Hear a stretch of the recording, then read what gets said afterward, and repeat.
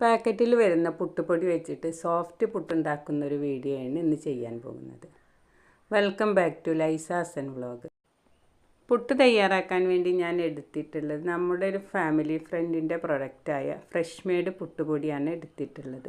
നമുക്ക് പാക്കറ്റിൽ വരുന്ന ഏത് പൊടി വെച്ചിട്ടും ഇതേ രീതിയിൽ പുട്ട് തയ്യാറാക്കിയെടുക്കുക. അപ്പോൾ എങ്ങനെയാണ് നമ്മൾ ആ പുട്ട് തയ്യാറാക്കുന്നത് എന്ന് കാണാം. എല്ലാവർക്കും നമസ്കാരം. അതിനായിട്ട് ഞാനിവിടെ 3 കപ്പ് ഫ്രഷ് മെയ്ഡ് പുട്ടുപൊടിയാണ് എടുത്തിട്ടുള്ളത്. സാധാ പൊടി വെച്ചിട്ട് നമ്മൾ പുട്ട് തയ്യാറാക്കുമ്പോൾ കുറച്ച് വെള്ളത്തിൻ്റെ ആവശ്യമുള്ളൂ. എന്നാൽ നമ്മൾ പാക്കറ്റിൽ വരുന്ന പുട്ടുപൊടി അതേപോലെ നമ്മൾ പുട്ടുപൊടിക്ക് വേണ്ടി പ്രത്യേകിച്ച് ഉണ്ടാക്കുന്ന തരിയുള്ള പൊടികളൊക്കെ ഉപയോഗിച്ച് പുട്ട് തയ്യാറാക്കുമ്പോൾ കൂടുതൽ വെള്ളം ആവശ്യം വരുന്നുണ്ട്. അപ്പോൾ നമ്മൾ എങ്ങനെയാണ് ആ പുട്ടിന് പൊടി നനച്ചെടുക്കുക എന്നുള്ളത് കാണാം. ഇതിലേക്ക് ആവശ്യത്തിനുള്ള കുറച്ച് ഉപ്പ് ഇട്ട് കൊടുത്തിട്ടുണ്ട്. ഉപ്പൊക്കെ നമുക്ക് ഓരോരുത്തരുടെ പാകത്തിനനുസരിച്ച് ഇട്ട് കൊടുക്കാവുന്നതാണ്. ഇനി നമ്മൾ 3 ഗ്ലാസ് പൊടിയാണ് എടുത്തിട്ടുള്ളത് പറഞ്ഞില്ല. ഇതിന് 1 കപ്പെങ്കിലും വെള്ളം നമുക്ക് ഇതിലേക്ക് ആവശ്യം വരുന്നുണ്ട്. അപ്പോൾ കുറച്ച് വെള്ളം ഒഴിച്ചിട്ട് ഇത് പാകപ്പെടുത്തുക. നമ്മൾ ആദ്യം പുട്ടുപൊടി എല്ലാ ഭാഗത്തും നന്നായിട്ട് നനഞ്ഞിരിക്കുന്ന രീതിയിൽ നമ്മൾ നന്നായിട്ട് വെള്ളം ഒഴിച്ച് കൊടുക്കണം. പൊടിയുടെ എല്ലാ ഭാഗത്തും നമ്മൾ വെള്ളം നന്നായിട്ട് നനച്ചെന്ന് കണ്ടിട്ടുണ്ടെങ്കിൽ നമുക്ക് ഈ പൊടി ഒന്ന് അടച്ചു വെക്കാം. ഫസ്റ്റ് തന്നെ നമ്മൾ പൊടി എടുത്തിട്ട് നനച്ചിട്ട് നന്നായിട്ട് അടച്ചു വയ്ക്കുക. ആ സമയം കൊണ്ട് നമുക്ക് പുട്ടിലേക്കുള്ള നാളികേരമൊക്കെ റെഡിയാക്കി എടുക്കാമല്ലോ. ഇതേപോലെ പുട്ടിൽ വെള്ളം ഒഴിച്ചിട്ട് പൊടി അടച്ചു വെച്ചിട്ട് നമ്മൾ പുട്ടുണ്ടാക്കുകയാണെങ്കിൽ ഒരിക്കലും ഈ പൊടി ഡ്രൈ ആവില്ല. നമ്മൾ നനയാൻ മാത്രം വെള്ളം ഒഴിച്ചിട്ട് പുട്ടുപൊടി തയ്യാറാക്കുകയാണെങ്കിൽ ഒരു കുറ്റി നമ്മൾ പുട്ടുണ്ടാക്കുകയാണെന്ന് വെച്ചെങ്കിൽ അടുത്ത കുറ്റി പുട്ടുണ്ടാക്കുമ്പോഴേക്ക് ഈ പൊടി ഡ്രൈ ആയി പോകും. അതിന് വേണ്ടിയിട്ടാണ് നമ്മൾ കൂടുതൽ വെള്ളം ഒഴിച്ചിട്ട് ഒരു 5 മിനിറ്റെങ്കിലും നമ്മൾ അടച്ച് വെക്കുകയാണെന്ന് വെച്ചെങ്കിൽ പിന്നെ ഈ പൊടി ഒരിക്കലും ഡ്രൈ ആവില്ല, നന്നായിട്ട് കുതിർന്നിരിക്കും. അപ്പോൾ ഇതേപോലെ അറിയാത്തവർ എന്തായാലും ഒന്ന് പുട്ടുപൊടി തയ്യാറാക്കി നോക്കുക.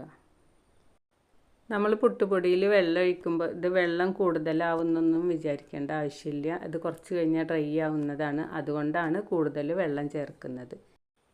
നമ്മൾ പുട്ടുപൊടി കൈകൊണ്ട് പിടിച്ചാൽ ഇതേ രൂപത്തിലാവണം. എന്നാൽ പിന്നെ പുട്ടിന് പൊടി പാകമായി എന്ന് നമുക്ക് മനസ്സിലാക്കാം. എന്നിട്ട് ഇതിലുള്ള കട്ടകളൊക്കെ ഒന്ന് കൈകൊണ്ട് തന്നെ നന്നായിട്ടൊന്ന് ഉടച്ച് റെഡിയാക്കിയിട്ടുണ്ടെങ്കിൽ നമുക്ക് സോഫ്റ്റായ പുട്ട് തയ്യാറാക്കാൻ പറ്റും. അപ്പോൾ അറിയാത്തവർ എന്തായാലും ഈ രീതിയിലൊന്ന് പൊടി തയ്യാറാക്കി നോക്കുക. പുട്ടിനായിട്ടുള്ള സ്പെഷ്യൽ പൊടിയിൽ മാത്രമായിട്ട് ഇതേപോലെ വെള്ളം ചേർക്കേണ്ടുള്ളൂ. സാധാ പൊടി വെച്ചിട്ട് പുട്ടുണ്ടാക്കുകയാണെന്ന് വെച്ചെങ്കിൽ ഇത്രയൊന്നും ആവശ്യം വെള്ളം വരുന്നില്ല, കുറച്ച് വെള്ളം മാത്രം മതി. അപ്പം നമുക്ക് ഇനി പുട്ട് തയ്യാറാക്കിയെടുക്കാം. പുട്ട് തയ്യാറാക്കാൻ വേണ്ടിയിട്ട് ഞാൻ എടുത്തിട്ടുള്ളത് 2 കുറ്റികളുള്ള പുട്ടും കുറ്റിയാണ്. അപ്പോൾ നമുക്ക് തിരക്കുള്ള സമയത്തൊക്കെ ഇതേ രീതിയിലുള്ള പുട്ടും കുറ്റി ഉണ്ടെങ്കിൽ അതിൽ വെച്ചിട്ട് വേഗത്തിൽ തന്നെ പുട്ട് തയ്യാറാക്കിയെടുക്കാം.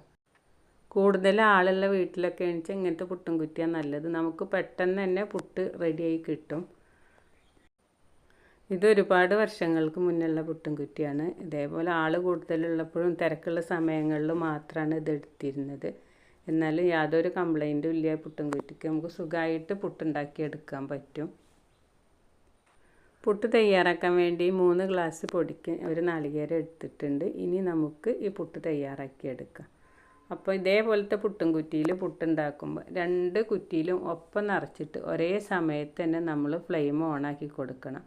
അല്ലെങ്കിൽ ഒരു ഭാഗത്തേക്ക് ആവിയും പോകും, ഒരു ഭാഗത്ത് കൂടെ പുട്ട് വെന്ത് കിട്ടിയില്ല. അപ്പോൾ അതുകൊണ്ട് രണ്ടും ഒരേ സമയം തന്നെ വെച്ച് കൊടുക്കണം. എന്നാലാണ് പുട്ട് നമുക്ക് പെട്ടെന്ന് ഉണ്ടാക്കിയെടുക്കാൻ പറ്റുള്ളൂ.